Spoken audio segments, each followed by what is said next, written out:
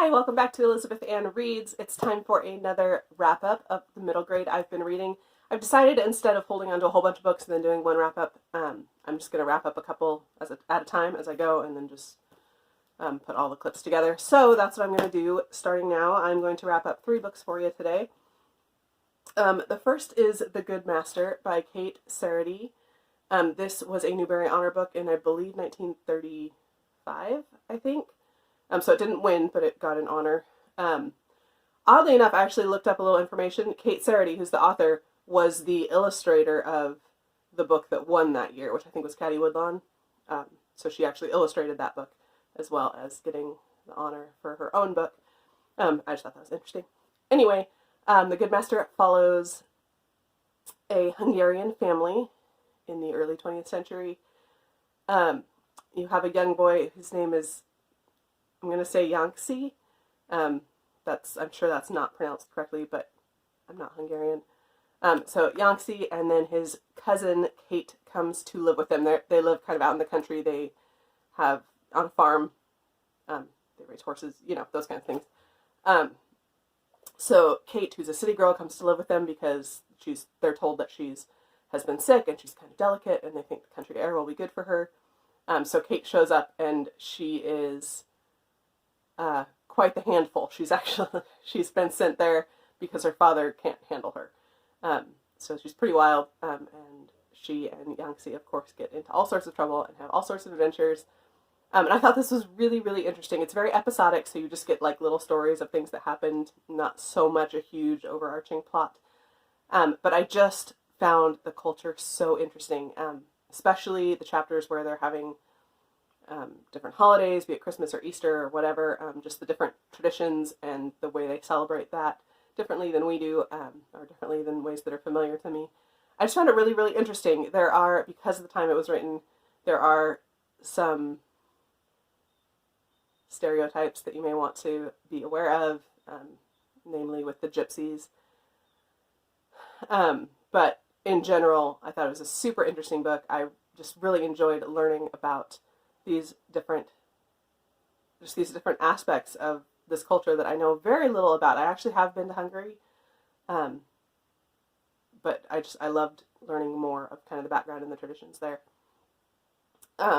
So yeah, I would definitely recommend this. I was curious. Kate Seredy is Hungarian. She was raised, even though this is not autobiographical, a lot of it is based on her own stories from her childhood of the Hungarian countryside. So yeah, I thought it was really interesting. Then I picked up Out of My Mind by Sharon Draper. I think this was published in 2010. Yeah, and it follows Melody, who has cerebral palsy, and it's written first person, so it's written from her own perspective of kind of being trapped in her body. Her brain is completely fine. She's a genius, actually she has a photographic memory, but just, yeah, her body doesn't cooperate with what her mind wants. So just the challenges of that and the way she feels, and goes through, she's sent to school, a public school, and just kind of that experience and her different classes, and then she ends up being part of a quiz team and does really, really well with that. But just the challenges of friendship and developing friendships and struggling within even her own family of being understood and trying to get her point out. And I thought this was really interesting. It is a tiny bit dated because it was written in 2010. So just, like little references to like having a MySpace page and things like that. Nothing huge. I just thought that was kind of funny. But yeah, I would definitely recommend this. I think it's a good read for people that may not have experience with those types of issues. I just felt so sad reading it and so frustrated for her, that she couldn't get her point across. She couldn't make herself understood. And so she was just frustrated all the time. And just the way people loved on her, or, the kids that aren't very nice and say nasty things as if she can't hear them. It was very frustrating, but also, I just thought it was really eye-opening. I need to stop saying yeah. But I would definitely think it's worth a read, and just to get a little more of kind of that different perspective. And then the last book I'm going to review in this little clip is The Forbidden Library by Django Wexler. This is the first in, I think, a quartet. It's fantasy. It follows the girl Alice, whose father dies, and she is set to live with an uncle that she knows nothing about, has never heard of. So she ends up getting into his library and meeting different people and different creatures and discovering things about herself that she didn't know. This book has all the makings of a fantastic middle grade fantasy, but it's missing something, and I can't even put my finger on it. It's just like it had no spark or no life. It just, all the pieces were there, but they just didn't come together right, and I was bored. I actually skimmed the last 100 pages or so. There was no depth to it. It was very one-dimensional. You just went like a straight line through with Alice. There was nothing happening on the side. You didn't get any depth to any of the other characters, and really not much to Alice. I did not think it was good. And I will not continue on with the series. But I'm glad I finally know that now, instead of having it sit on my TBR for years and years and years. So yeah, that's it for this clip. Hello again. So I have a few more books today to wrap up for you. The first book I want to talk about is The Night Gardener by Jonathan Auxier. I picked this up because I've just recently read Sweep and loved it, and now I want to read all of Jonathan Auxier's works. And so this is what I picked up next. This is very different, which I've heard that all his books are very, very, very different. This book follows a brother and sister, about like 14 and 10-ish, somewhere in there, who are orphaned. They become servants at this kind of country manor house to this family, but there's something strange going on at the house. There's something strange going on with the family, and they just kind of get involved in what's going on. I don't even know how to, like, what genre to put this in. I would almost put it in horror, I think. It's very, very, very dark. Jonathan Auxier is an incredible writer, and the writing is beautiful, and I loved reading it. But the story is very dark, and I would use the term disturbing. Like, I would not give this to kids that are sensitive. There's nothing, like, super bad in it. If they're sensitive, this I would think would not be a good fit. For older readers or kids that are not sensitive, then I think it's great. But yeah, very, very dark. I did like it. I did not like it as much as Sweep. I mean, will I ever like a book as much as I liked Sweep? But yes, but maybe not a middle grade book. Yeah, so just be warned that this one is very dark. I mean, Sweep was dark, but this one's like disturbingly dark. Then I picked up two books, Stanley Pargo and Suburbua. This is the first one, The Crooked House, and then this one's The Fantastico Portal. I think these are self-published, and I heard about them somewhere, and for the life of me, I cannot remember where. I don't think it was on BookTube. I think it was somewhere else. But someone, somewhere, mentioned these. I don't know how. Yeah, they only have like 4 reviews on Goodreads, so again, I don't know where that recommendation came from. But these follow Stanley Pargo. They're middle grade. They're not graphic novels. I kind of thought they were, but they are not.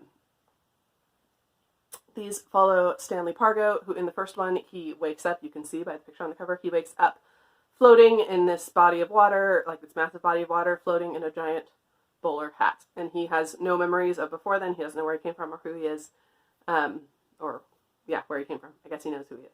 But he doesn't know where he came from, and he ends up in this place and makes some friends. And then the second book continues on with the story. He goes back to where he thinks is home and goes to school, and I'm having a hard time even defining these books again, because they're weird. And if you know me, if you've been following my channel for a while, you know that I like weird. These are beyond what I like, or maybe not quite the style of weird that I like. These are definitely absurd to the point where they make sense. I enjoyed them, but especially the first one, I was super confused most of the time. The characters were weird. The storyline didn't really make sense to me. The second one was definitely better. I thought it made more sense. But I don't see a kid being particularly interested in these or sticking with them. I don't. Again, they're kind of dark and like really awful, awful adults. Like, think Roald Dahl, only darker and weirder. Like, I don't know. I don't see anyone, kids especially, picking these up. They don't read like middle grade to me. But I didn't dislike them. I just didn't particularly like them. They're just kind of very meh for me. I probably will not. There aren't any more right now, but I know there will be, or there's supposed to be more, another one at least, which I don't know. I'm undecided if I will pick up another one, if I will even keep these or not. I don't know. I'm kind of on the fence, so I'm going to let it sit for a while and see, where I come out a couple weeks from now. Right after that, I picked up Clare Vanderpool's Navigating Early. Clare Vanderpool is an author I've been wanting to read for a long time. She has a couple pretty well-known books. So I decided to go with Navigating Early. This is set in the 40s, and it follows two young boys, Jack and Early. They're at this boarding school. Early is kind of odd, and he's obsessed with the number pi and Pi's story.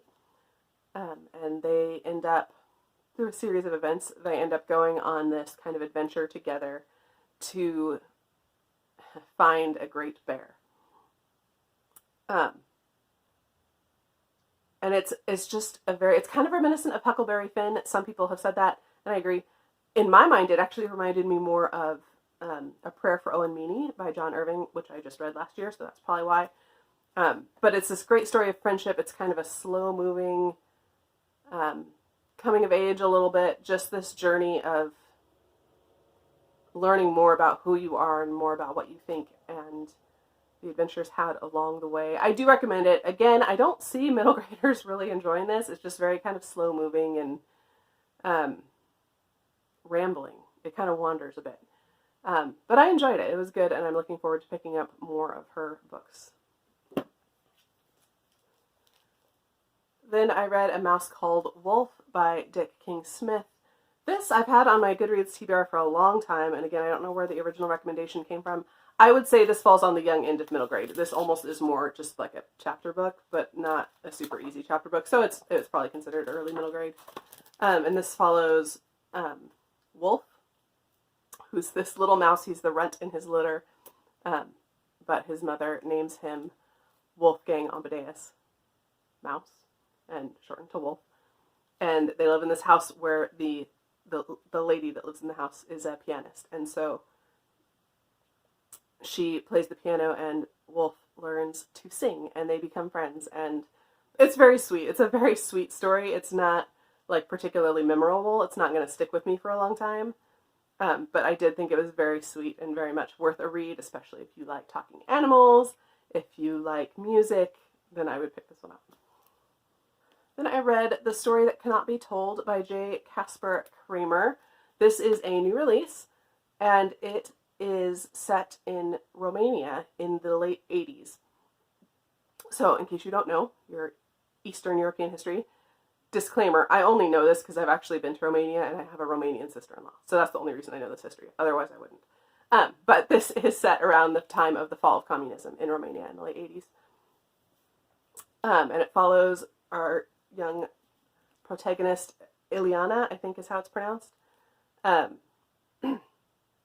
And she lives with her parents in the city in this apartment, and then one day she finds a bug in the apartment. A bug as in the electrical, like surveillance. And there's been some other issues in the past with her uncle being, rebellious to the government and different things like that. So her parents get concerned. They send her to live in the country with her grandparents. And obviously there's a lot more drama happening. There's a lot of things kind of going on underneath the surface. But that's your main story, and you get both a picture of what it was like in the city and what it was like out in the village, which I loved because I've been to both of those environments. I really, really, really enjoyed reading this. A lot of that, I think, is because I understood kind of so much just the culture that's talked about, the superstitions that are talked about, the food that's talked about. These are all things I've kind of experienced, and so it was really fun to read it in story form. There's also some Romanian folk tales kind of blended in. There's some fairy tale style stories mixed in as well. And yeah, I really, really like this. It's pretty heavy for a middle grade. Again, you're dealing with some pretty serious topics, dealing with communism and the government and the way they treat people who disagree with them. And I loved reading this. I would definitely recommend it. Again, I would just be cautious of giving it to anyone too young, but I thought it was a really, really good story. And then the last book I'm going to talk about in this video is Glass Town, The Imaginary World of Brontes by Isabel Greenberg. Disclaimer, this is not middle grade. I thought it was for some reason when I picked it up, but it's not. I would absolutely not classify this as middle grade. Maybe YA or older. But this cover's amazing. But look at the hardback underneath. This cover is even more amazing. Look at that. Anyway, so this is a graphic novel, like I said, that follows the 4 Bronte siblings and the imaginary world that they created as children. So it's loosely based off of their juvenilia.